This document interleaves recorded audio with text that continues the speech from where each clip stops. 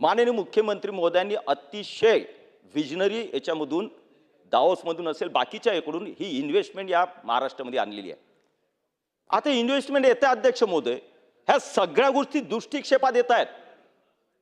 मुंबईच्या आजूबाजूला 2-3 सिटी ह्या मुंबई बनतायत, चौथी सिटी कदाचित पालघर सुद्धा बनणार आहे, वाढवण बंदर होणार आहे, आमचं समृद्धी नागपूर तिथं जोडणार आहे। त्यामुळे नागपूर असेल विदर्भ असेल याची कनेक्टिव्हिटी त्या वाढवण बंदरावरून पोर्टपर्यंत खूप कमी काळामध्ये आम्ही नागपूरपासून इथं पोहोचू। त्यामुळे आम्हालाही त्याचा पूर्ण महाराष्ट्राला त्याचा लाभ होणार आहे।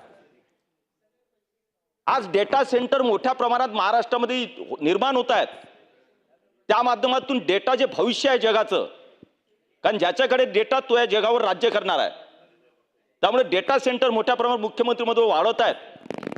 मला आनंद आहे विषयाचा अध्यक्ष महोदय की नागपूर ते गडचिरोली हा स्टील हब होतोय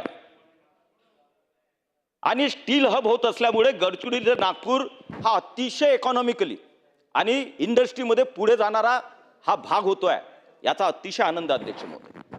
पण त्याचबरोबर अध्यक्ष महोदय नंदुरबारमध्ये इन्व्हेस्टमेंट येत आहे, आनंदाची गोष्ट आहे। धुळ्यामध्ये येते आहे, आनंदाची गोष्ट आहे। नांदेडमध्ये नवीन इन्व्हेस्टमेंट आलेली आहे, आनंदाची गोष्ट आहे। जळगाव खानदेशमध्ये येते आहे, आनंदाची गोष्ट आहे। अमरावतीमध्ये मेगा टेक्सटाईल पार्क होतोय, PM पार्क होतोय, आनंदाची गोष्ट आहे।